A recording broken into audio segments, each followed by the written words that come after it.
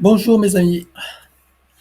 Devant le resserrement des systèmes de contrôle, de muselage et de restriction, j'ai décidé de partager cette vidéo pour vous sensibiliser devant l'urgence de la situation, car comme je le dis toujours, il y a une solution à tout. Depuis quelques semaines, voire mois, les hébergeurs ont changé les algorithmes d'accessibilité des vidéos, de sorte que depuis lors, les vues sur mes partages ont baissé, des commentaires supprimés, le nombre réduit en peau de chagrin et même la visibilité est réduite d'une façon drastique. Parmi les solutions, il y a, comme par hasard, des propositions qui me sont faites d'ajouter des vues, des likes, d'augmenter la visibilité, moyennant un coût non négligeable. Par ailleurs, je suis sollicité pour inclure des publicités dans mes vidéos contre des sommes alléchantes. Mais lorsque je dis qu'il y a des solutions à tout, celles-ci ne font pas partie de mes choix. Je ne participe ni ne cautionne ces systèmes matriciels basés sur le contrôle, le profit, par moyen de coercition, de chantage ou de filouterie. Car c'est bien cela dont il s'agit pour moi. Ce que je décide de mettre en mouvement, c'est de manifester des voies d'expression et de manifestation en accédant à l'intelligence du cœur, à la conscience éclairée et au discernement. Tout le contraire, bien sûr, de ce que les promoteurs et instigateurs de l'intelligence artificielle et les systèmes de prédation tentent de nous voler, de supprimer et de censurer. Pourquoi je dis tout cela?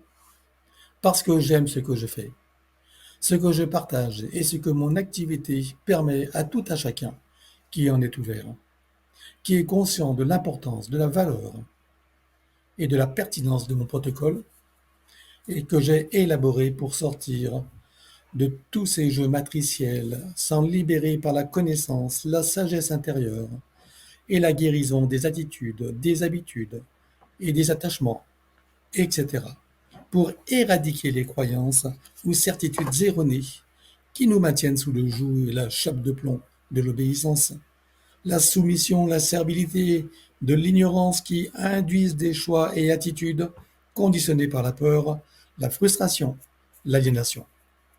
Bref, si vous êtes là à m'écouter, c'est que vous savez de quoi je parle.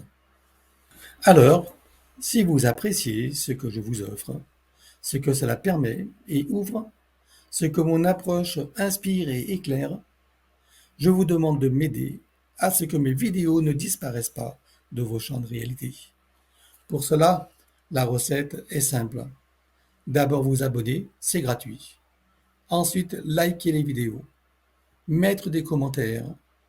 Et si les notifications de mes publications n'apparaissent pas, comme c'est aussi le cas, c'est de me chercher avec mon nom, Pascal Cascarino, et aussi de partager. Comme je refuse d'entrer dans ces systèmes financiers et de les cautionner, ce sont les seuls moyens, à mes yeux, que j'ai trouvés. Il y en a peut-être d'autres aussi, et je suis ouvert à vous écouter si vous en connaissez.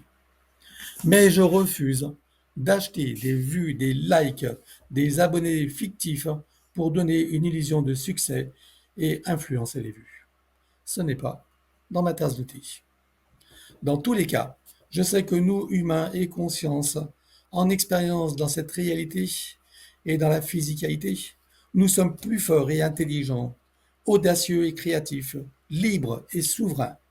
Et nous pouvons composer avec ce monde tel qu'il est, avec l'intelligence artificielle et tous les systèmes, mais à notre avantage, au profit du plus grand nombre. Nous sommes plus forts par l'intérieur et nous pouvons en être le maître. C'est nous le boss. Si la technologie et l'intelligence artificielle existent, la clé n'est pas de lutter contre ou de supprimer quoi que ce soit. Notre rôle est de trouver des solutions créatrices, éthiques, respectueuses de nos libertés, de nos droits naturels et de nos ressources légitimes. Si vous appréciez vraiment ce que je fais et que vous y trouvez inspiration et avantage, il n'y a qu'une solution. Abonnement, like, commenter, partager et me chercher. Enfin, surtout me trouver. Et avant d'en terminer avec cette vidéo, je vous informe également que celle-ci sera placée au début de toute vidéo des extraits, hein, pas les longues qui sont déjà fort longues, mais en début de chacune de certaines vidéos, peut-être pas toutes non plus. Donc je mettrai cet enregistrement pour vous rappeler ce qui est voilà, nécessaire de faire si vous voulez continuer à, à me trouver. Voilà.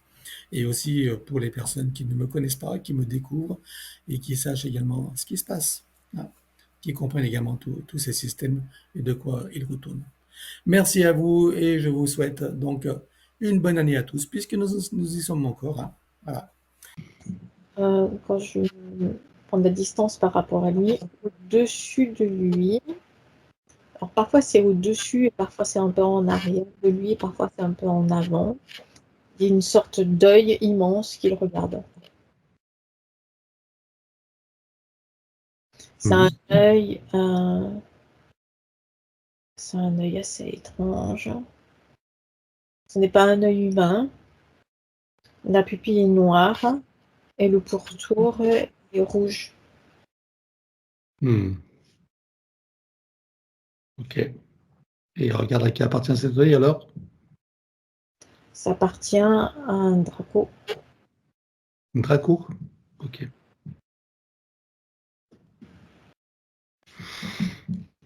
Qu'est-ce que tu vois d'autre après? Avant d'identifier les entités, que vois-tu d'autre si tu continues à le scanner?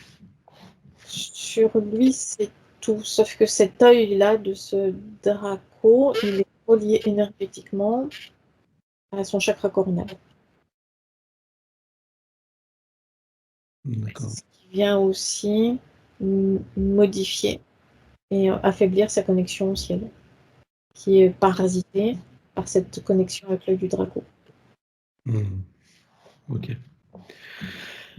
Bien. Alors, puisque nous en sommes aux entités, donc tu vois, il y a le Draco, est-ce que tu vois d'autres entités ou pas? Oui, il y en a d'autres du même type. Alors celui-ci, c'est le principal qui est directement relié à lui. Et par lui, enfin, par l'intermédiaire de cette entité-là, c'est d'autres dracos qui sont également reliés à lui. Il y en a une dizaine. Parfois, certains se détachent, mais c'est remplacé par un autre. Mais ils sont tous du même type. Et en les comptant tous, t'en trouves une dizaine. Qui se relayent, oui, il y en a une dizaine présents toujours. D'accord. Alors en tout, il y en a combien alors, puisqu'ils se relayent? En tout, il y en a 34. Ah ben voilà, il faut tous les inclure, hein. Ok. Voilà. Et à part les Draco, tu vois d'autres entités? C'est comme si ils restent rechargés sur lui, une fois rechargés, ils partent et remplacés par quelqu'un d'autre. Mais le drapeau principal, celui qui est relié à son chakra coronal, lui, il est toujours présent. D'accord. Et à part les Draco, tu vois d'autres entités? Non, en dehors bien sûr des démoniaques habituels, hein. Non, après, c'est des entités démoniaques. D'accord, bien. Alors c'est quoi leurs objectifs? En tout cas, l'objectif principal du Draco là? C'est de garder un accès à la 3D terrestre. D'accord. Donc, ça veut dire qu'il a un accès sur la 3D avec lui? Oui, Ok, ça lui permet de quoi? ils se servent de lui comme canal, en quelque sorte, pour avoir un accès direct dans la 3D. C'est-à-dire qu'ils se servent de ses sens physiques à lui pour observer ce qui se passe dans la 3D, notamment le système visuel.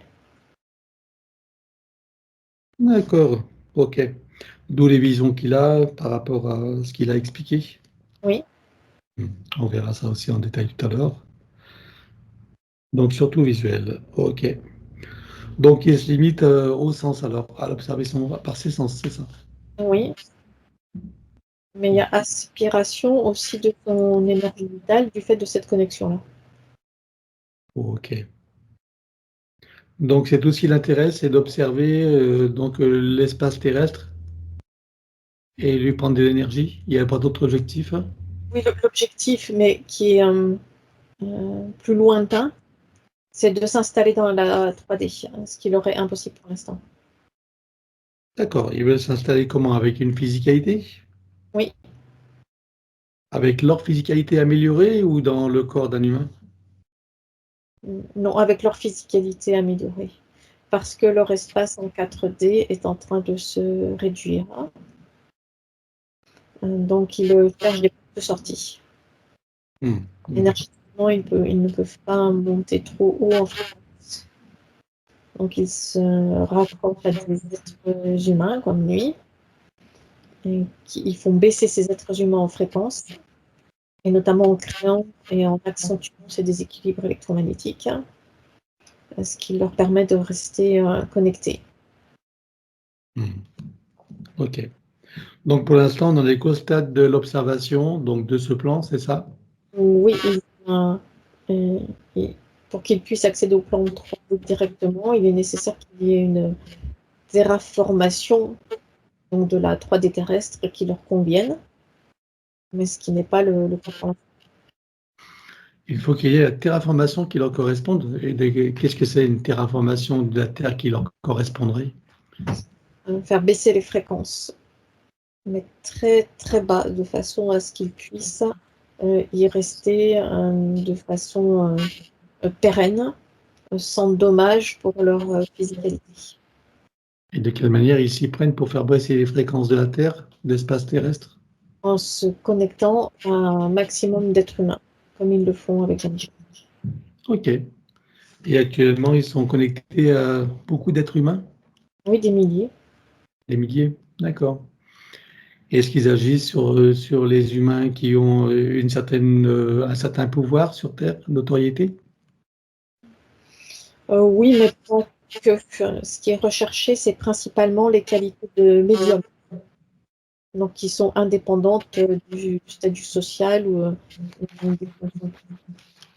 D'accord. Oui, pour utiliser leur capacité médiumnique, quoi, leur canal, c'est ça? Ok.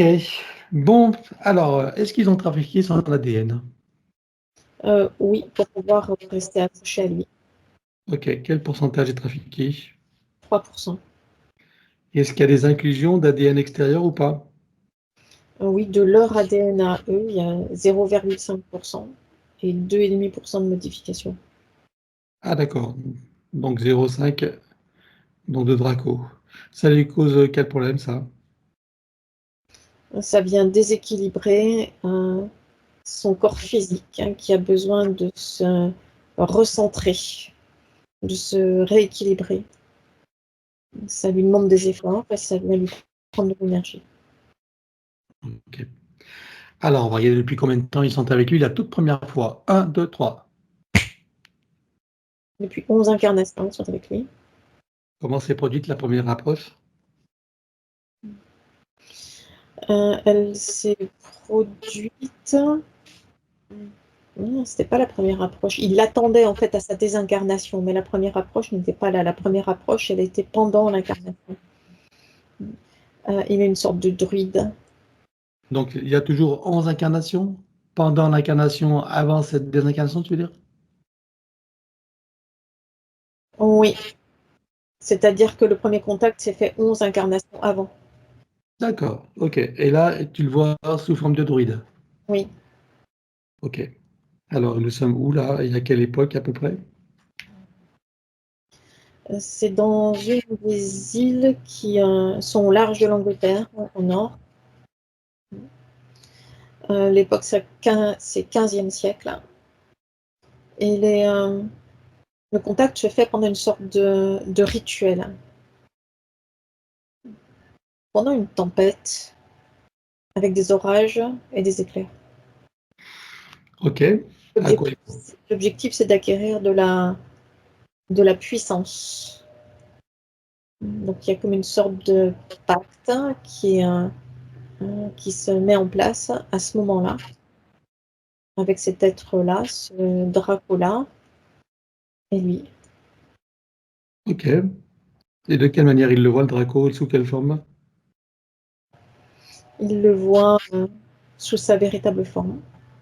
Hmm. Ok. Et tu me dis que c'est lors d'une tempête, c'est ça? Oui, La tempête, c'est quelque chose qui a été provoqué par par son rituel ou il a choisi ce moment pour faire ce rituel? Il a choisi ce moment pour faire le rituel. D'accord. Ok. Donc là, il a ouvert un portail. Il y a ces perturbations électromagnétiques qui sont favorables au rituel et qui ouvrent des portails. Oui. Ok. Bien. Et donc, il propose un pacte avec le Draco Oui, pour avoir plus de pouvoir. oui. Bien. Donc, c'est un druide qui utilise des forces sombres ou c'est quoi son intention? Il veut du pouvoir, pourquoi? Les deux. Il y a à la fois cette volonté d'avoir comme une sorte d'avidité de pouvoir, mais pour aussi bien du côté du sombre que du lumineux. Il y a un mélange des deux, en fait. C'est-à-dire qu'au départ, la demande de pouvoir était pour être du côté du bien et de la guérison. Mais avec la mise en place de ce pacte, il y a nécessairement le côté qui vient s'allier et se mêler avec cette intention bénéfique au départ. Hmm. Ok. Et après, donc, qu'est-ce qui s'est passé pour lui quand on avance dans le temps, dans cette vie-là? Dans cette incarnation-là, ça a décuplé ses capacités de guérison, mais aussi ses capacités de magie blanche et noire. Mhm. Et ensuite? Mais c'est comme si ça n'avait pas duré très longtemps, puisque ces nouvelles forces qui l'ont envahi lors du pacte, le corps physique a eu de la difficulté à les supporter. Donc la désincarnation s'est faite relativement rapidement après la mise en place de ce pacte. Et au moment de sa désincarnation, cette entité-là l'attendait. Euh, Ok. Et ensuite, qu'est-ce qui s'est passé à sa désincarnation? Elle, c'est cette entité-là qui s'est accrochée à lui, qui est venue l'aspirer à lui, et qui gère ses incarnations depuis. Hmm. Ok. De quelle manière il quitte son corps alors il meurt de quoi?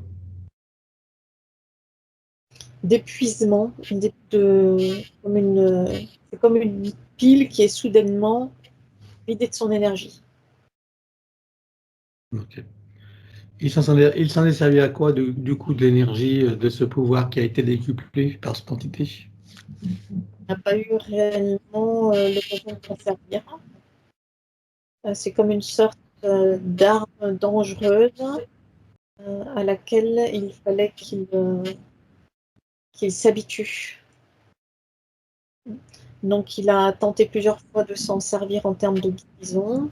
Ça n'a pas été euh, forcément cool parce qu'il n'en maîtrisait pas la puissance. Hmm. Donc, Ok. donc ça a fait en fait l'effet inverse. Ok. C'est un effet d'amplification euh, de ce qui était néfaste, au lieu d'apporter la guérison, mais du fait de ne pas avoir la connaissance et la maîtrise de ces nouveaux. Hmm. Et l'entité le savait, ça? Oui, Est-ce que ça faisait partie de ses calculs? oui, dans le fait que ça vient générer de la culpabilité et le fait de ne pas être sûr de lui. Hmm. Ok. Il s'est rendu compte de la supercherie? Oui, Ok. Donc c'est ce qu'on retrouve aujourd'hui dans sa vie humaine, une culpabilité et pas sûr de lui, oui, dans sa vie de Jean-Michel. oui, à présent en arrière-plan, oui. D'accord. Et donc c'est lui qui choisit ses incarnations. Est-ce qu'il choisit les lignées dans lesquelles il va s'incarner? Non, c'est l'entité qui choisit les lignées. Oui, c'est ça, je parle de l'entité, hein. Donc c'est le Draco qui choisit ses lignées. Oui, Et quel type de lignée il choisit pour lui, pour l'incarner? ce sont des lignées qui ont des facilités médiumniques et qui sont facilement, on va dire, comptables. Ok. Alors, je suppose que pendant que tu as toutes ces informations, que toutes les parties de Jean-Michel prennent conscience et connaissance de la situation, de la supercherie et surtout des conséquences. Oui. Ça fera partie de leur bagage de connaissances et de futures compétences. Combien vois-tu qu'il a eu de vie humaine dans cette boucle de manifestation de son soi supérieur? Dans cette boucle-là, 35. 35 vies humaines. On va aller voir d'où il vient avant d'entrer dans cette fausse matrice et sous quelle forme. 1, 2, 3. Il est dans l'énergie de Mercure. Il tourne à toute vitesse autour de Mercure.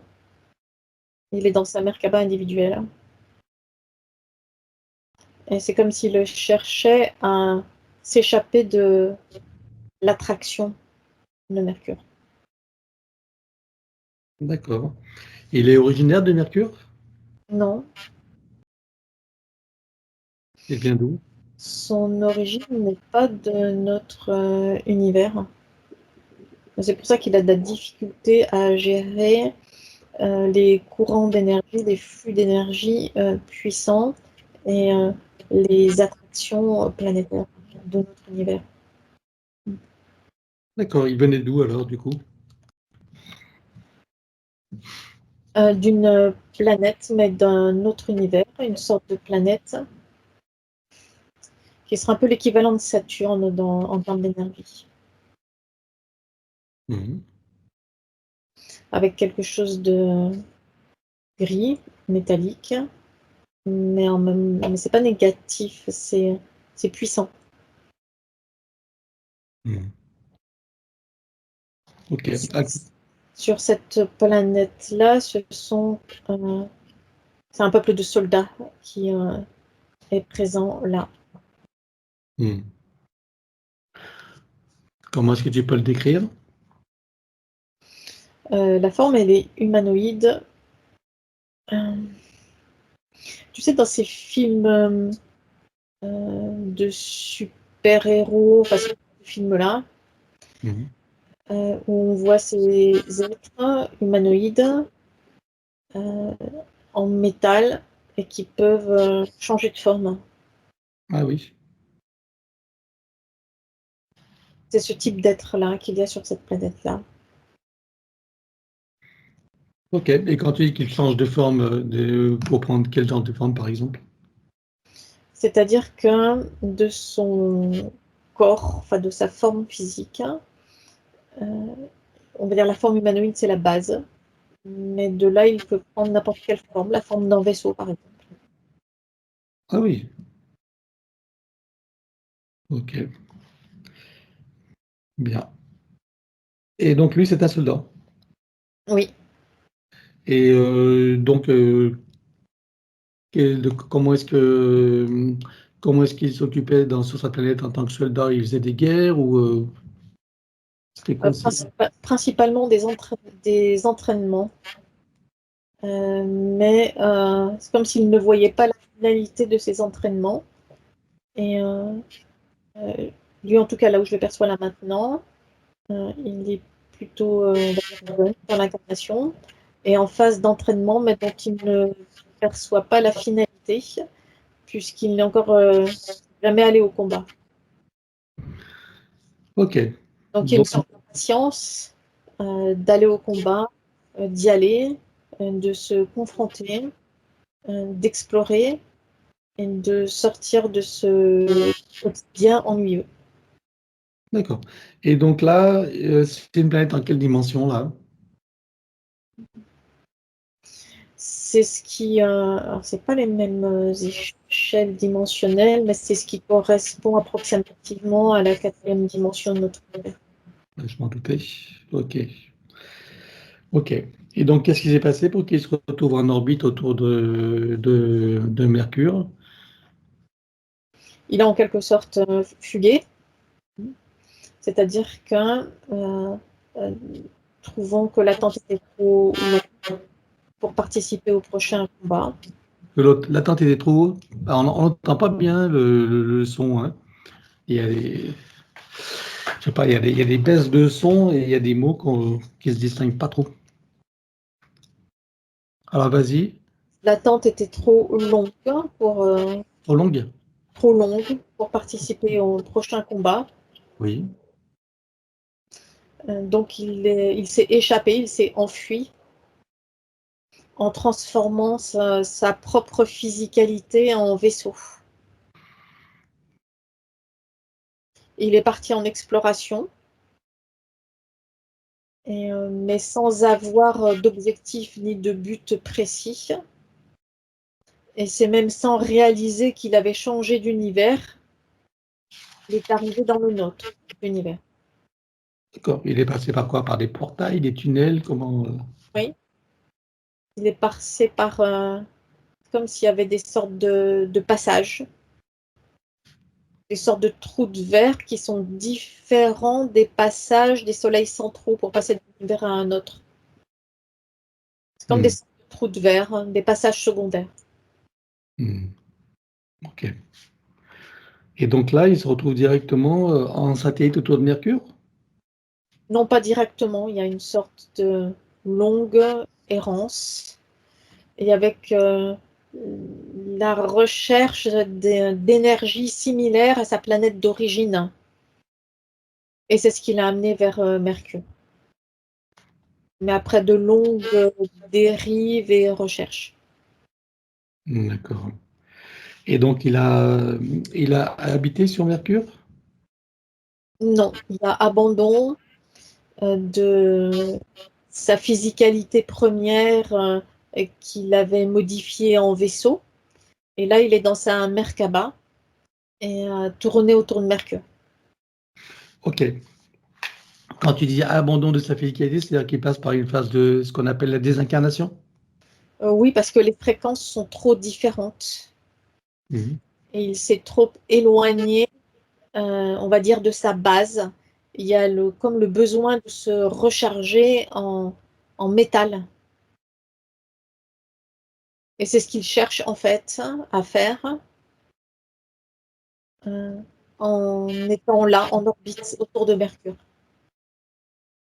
Ok. Et en ayant quitté cette forme donc physique, il a encore ce besoin de se recharger en métal? Oui, pour retrouver une forme qui soit adaptée aux fréquences de notre univers. Ok. Qu'est-ce qui se passe alors, tournant autour de Mercure, en cherchant à en sortir? Il finit par arriver à se recharger et à recréer une sorte de vaisseau individuel.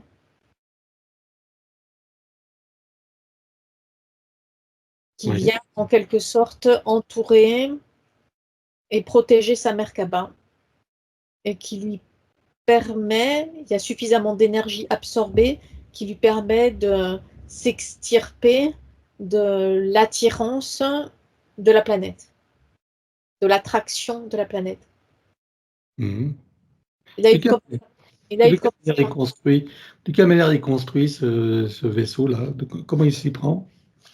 c'est de façon énergétique. Il y a des sortes, c'est comme des sortes de circuits imprimés qui sont là, mémorisés dans sa Merkaba. Hmm. Donc c'est à D'accord. partir de ces mémoires-là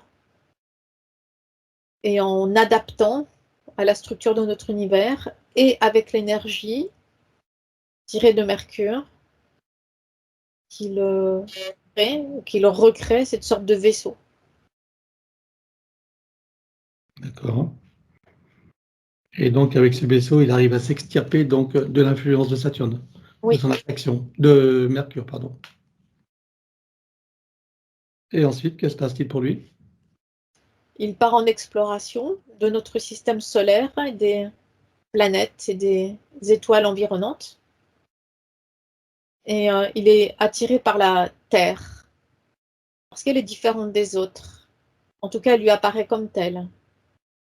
C'est le système de la matrice artificielle qui se présente comme attractif, lumineux, différent, intéressant. Donc il s'en rapproche. Et quand il en est proche, il y est aspiré. Hmm. Lorsqu'il est aspiré, il va directement dans les roues d'incarnation humaine ou pas? Oui, dans cette boucle-là, oui. D'accord. Sa première vie humaine, où est-ce qu'il l'amène? Ça l'amène dans ce qui est notre futur, où il se retrouve à avoir une incarnation étrange, mi-humaine, mi-robotisée. Ok, on est à peu près à quelle année de notre... 3247. 3247, voilà, qui est précis. Ok. Et donc là, il est mi-humain, mi-humanoïde et mi-technologique alors, c'est Oui, ça? Ok. Et là, il a des fonctions particulières? c'est comme une sorte de prototype. Donc les fonctions, ce sont des fonctions d'essai. Il n'y a pas de fonction précise en particulier. Hmm. Et à cette époque-là, comment ressemble la Terre? À quoi ressemble la Terre là? Il y a beaucoup de structures qui sont souterraines. C'est comme si la surface de la Terre était en partie sinistrée. Mhm. D'où ces structures immenses, protégées en sous-sol. Qu'est-ce C'est comme si une grande partie de la surface avait été brûlée. qu'est-ce qui s'est passé? Il y a des choses qui se sont passées par rapport au Soleil, à notre Soleil. Comme si ce Soleil-là, c'est soit le Soleil qui s'est rapproché de la Terre, soit la Terre qui s'est rapprochée du Soleil. Et ça a créé une immense chaleur qui a brûlé une partie de la surface Ok, ça a été un phénomène naturel ou il a été provoqué? naturelle. Hmm. Ok. C'est ce qu'on peut dire qui nous attend en 3247? Pas forcément, c'est une ligne de temps possible. Hmm. D'accord. Lui, en tout cas, il est dans cette manifestation à sa première vie humaine. Oui, Bien. Ok, bon, on va pas faire tout l'historique. Maintenant qu'on en sait un peu plus sur cette boucle de manifestation du soi supérieur, tu peux revenir ici et maintenant. oui, Si tu le scannes encore, vois-tu des choses qui n'ont pas été vues, même si tout disparaîtra, ou des informations qui pourraient nous être utiles? pas pour l'instant. Alors, regarde son ADN éthérique, à part ces 3% trafiqués d'inclusion, regarde si le reste est bien issu de son essence. Oui, Et demande-lui s'il accepte que nous travaillions pour lui, sur lui et avec lui au cours de cette session. oui, Puisque nous avons son accord, en son nom, nous allons convoquer toutes les entités en lien direct et indirect avec lui jusqu'au plan archavélique. Qu'elles le veuillent ou non, qu'elles se cachent ou non, elles n'ont pas le choix. Je compte à 3 et elles te sont toutes apparentes. 1, 2, 3. oui. Alors, à part tous ces dracos, qui vois-tu d'autre? Il y a des entités démoniaques qui sont là présentes et Mhm. qui viennent le bousculer et contribuer à le faire baisser en fréquence.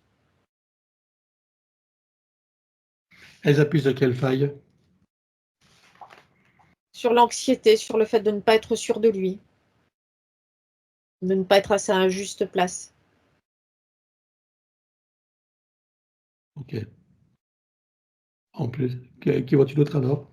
Il y a des désincarnés qui sont là aussi présents. Ah, il y en a qui sont familiaux ou pas?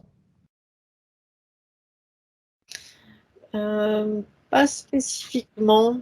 Ce sont des désincarnés de passage qui viennent se servir en énergie et qui repartent. D'accord. Et ensuite, qui d'autre? Après, il y a les entités qui gèrent l'espace terrestre et qui remontent en hiérarchie jusqu'au plan quantique. Voilà, et ces fameux parasites que tu as vus tout à l'heure. Oui. Tu vois d'autres types de parasites ou tu vois que cela? Non, il n'y a que cela. Alors ils déclarent à tout ce petit monde qu'ils auront tout pacte, contrat, engagement, consentement, vœux, souhaits, permission, serment, allégeance, alliance, promesse, accord, tacite ou non, conscient ou non, de manière rétroactive. Sur tous les plans, dans toutes les boucles, toutes les bulles, toutes les vies, toutes dimensions, toutes fréquences, tout espace-temps, toute bulle de création, par toutes les portes cachées, tout ce qui est secret, dans tous les plis et replis des espaces-temps, dans tous les différents états de conscience et tout ce qui est connu et inconnu en général. On ouvre un grand portail dimensionnel et toutes les entités vues et pas vues jusqu'au plan archiavélique, tout dispositif vu et pas vu, tout ce qui n'appartient pas à ces corps, énergie, conscience et information d'origine vue et pas vue disparaît avec traces, mémoire, empreintes, écho, résonance, réminiscence, système duplicatif et reproductif, copier-coller, programmation sur tous les plans multidimensionnels, quantiques, fractales et autres inconnus.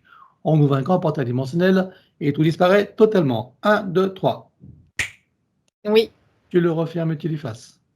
oui, Jean-Michel se place dans une bulle christique de protection. oui, Il se crée des racines jusqu'au cœur de Gaïa et aspire énergie, substance, vitalité, structure. oui, Il se connecte à la source et fait descendre information originelle, énergie, conscience, puissance créatrice et amour. oui, Il reprend d'énergie, se ravigore, prend de la vitalité et il se souvient de qui il est en essence, au-delà de toute forme et le ressent pleinement. oui. Comment vois-tu Jean-Michel à présent?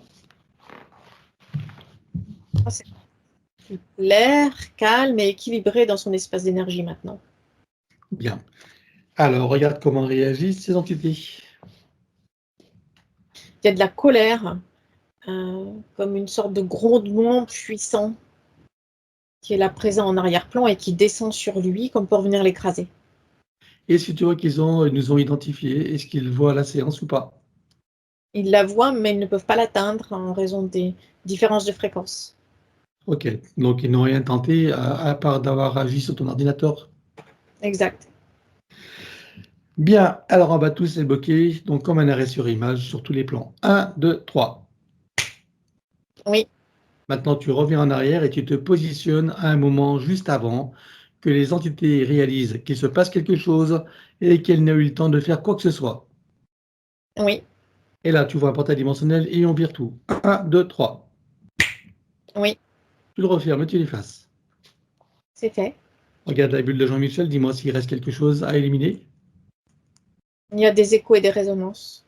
Alors, on élimine tout sur tous les plans comme précité habituellement. 1, 2, 3. Oui, Regarde s'il reste en arrière-plan quelque chose. non. Alors dis-moi si ces entités ont un moyen ou un autre de le retrouver, de le repérer. S'il redescend dans ces fréquences-là, très basses, qui sont propres à ces entités, oui. Ok, à part ça, ils ont d'autres moyens. Non. Ah oui? Ok, ils n'ont pas pris de disposition, ils n'ont pas anticipé la séance. Le seul moyen qu'ils ont, c'est les portes spatio-temporelles, Mhm.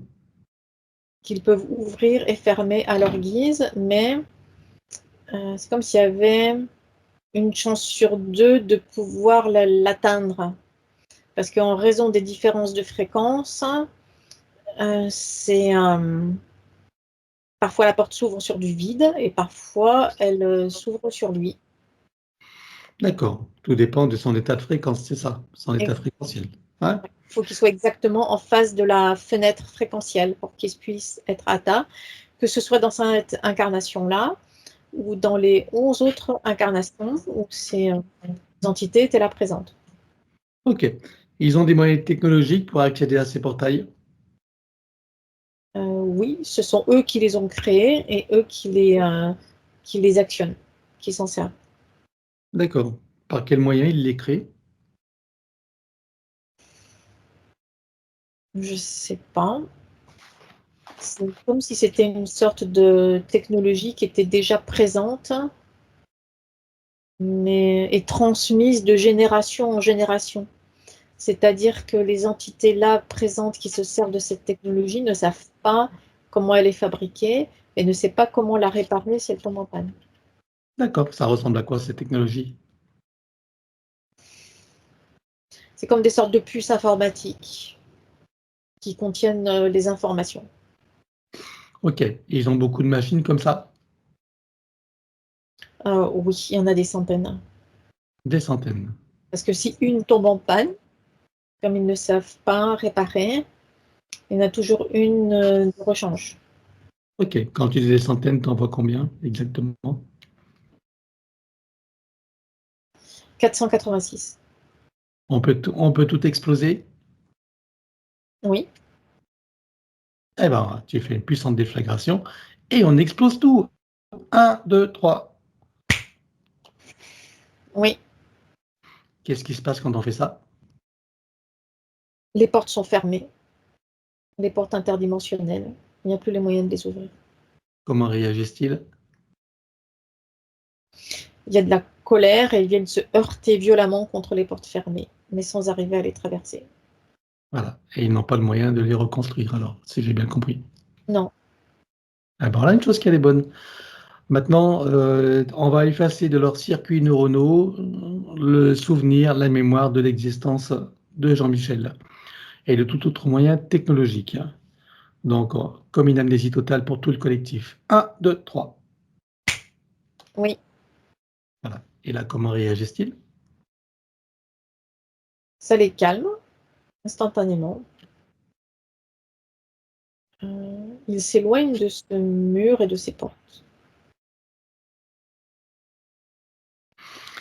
Ok. Bon.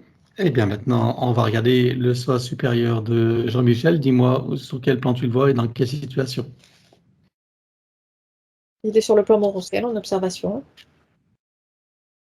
Comment est-ce que tu vois son âme? Elle est lourde et fatiguée, comme blessée, repliée sur elle-même. Et la partie subliminale?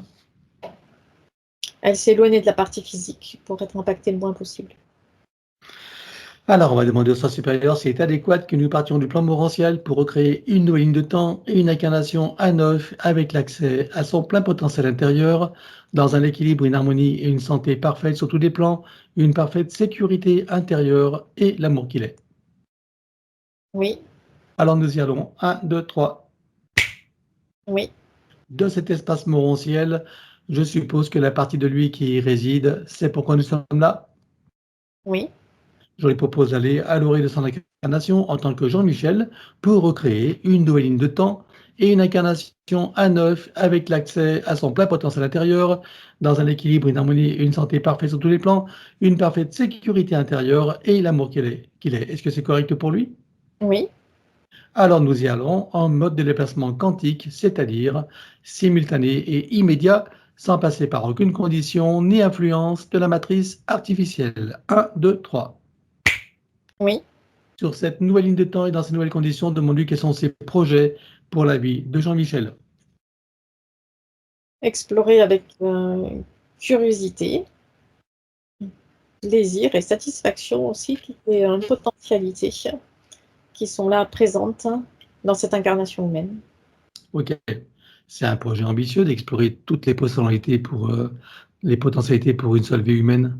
Et, toutes celles qui sont à sa portée dans l'espace-temps de l'incarnation, oui. D'accord, tout ce Et qu'il peut saisir comme opportunité alors. exactement.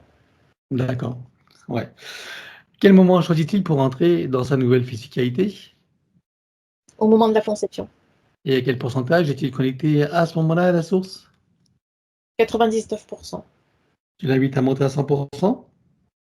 Oui, Il se crée les racines jusqu'au cœur de Gaïa qu'il programme uniquement pour cette existence. oui. Et maintenant, on va regarder son arbre généalogique. Comment le vois-tu? Il est comme il y a des zones opaques et des zones translucides. Les zones translucides correspondent aux canaux de médiumnité. Donc ça crée comme une sorte de tresse et opaque et translucide, avec ces canaux translucides de médiumnité. qui, suivant là où sont rattachées les consciences à la structure de l'arbre, sont touchées en quelque sorte par ça ou pas. Qu'est-ce qui crée ces capacités de médiumnité alors? Ce sont ces zones translucides. Mais Elles sont là naturellement ou pas? non, ça n'est pas naturel. Ça a été comme induit, comme mis en place ces deux zones-là. Au départ, il y avait une unicité.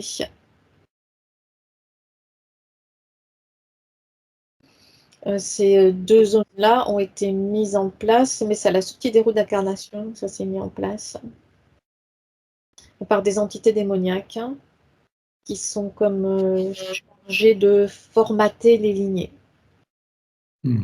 Ok. Donc, autrement dit, ils ont créé des lignées avec des perceptions extrasensorielles pour faciliter leur propre passage, c'est ça, à leur avantage? Exact. Ok. Bien. Qu'est-ce que ça crée comme problème aux consciences qui sont accrochées? Ça vient créer des difficultés d'être, des difficultés de trouver bien là dans l'incarnation, des difficultés de communication aussi, et dans la lignée et avec les autres êtres humains. Dans la lignée parce que toutes les consciences ne sont pas situées dans les mêmes zones. Donc, ça vient créer des difficultés de communication entre les consciences qui sont dans les zones opaques et celles qui sont dans les zones translucides. Ça vient créer aussi des difficultés de communication entre les pôles masculins et féminins. Ok. Comment est-ce que tu vois que ça impacte particulièrement Jean-Michel? Ça vient créer une sensation de mal-être et de ne pas savoir comment se placer dans l'incarnation. Alors, on va demander à la conscience de l'arbre si nous sommes autorisés à intervenir sur lui. Oui, Tu vas à l'origine de cette situation à la toute première fois. Un, 2, 3. oui, À combien de générations sommes-nous en arrière?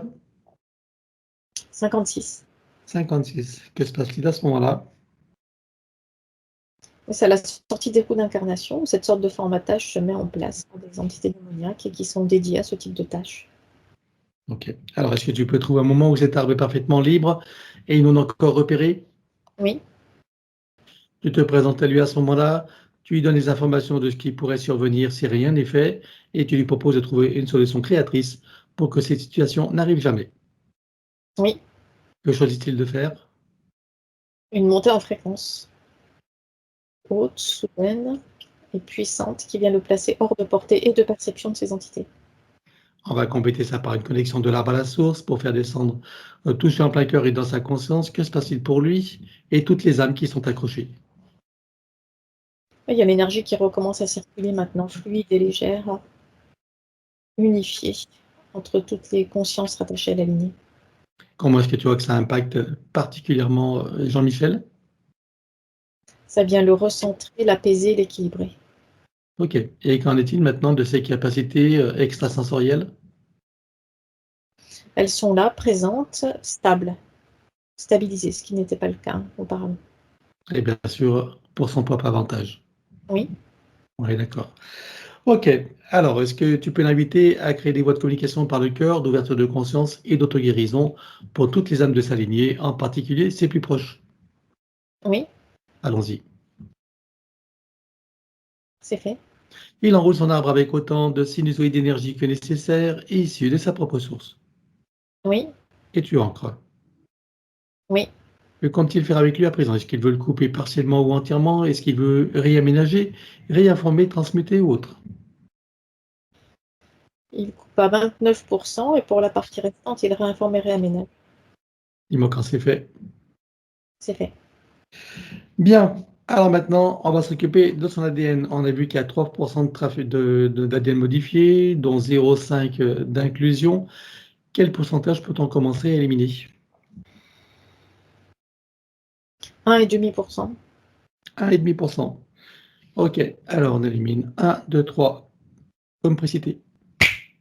C'est fait. On regarde ces 2,5%, il en reste des résidus en arrière-plan. Non, Alors il les remplace avec sa propre essence. c'est fait. À présent, combien est-ce qu'il peut éliminer? Tout le restant, puisque ça a fragilisé l'ensemble, donc c'est tout le restant qui peut sauter maintenant. Donc les 1,5 restants. OK, 1, 2, 3. C'est fait. Il les remplace également avec sa propre essence. Oui. Ceci étant fait, que compte-t-il faire avec son ADN? Est-ce qu'il veut le refaire entièrement à neuf ou partiellement? Est-ce qu'il veut réaménager, réinformer, transmuter ou autre? Il le refait. Alors on élimine l'ancien dans les mêmes conditions. 1, 2, 3. Oui.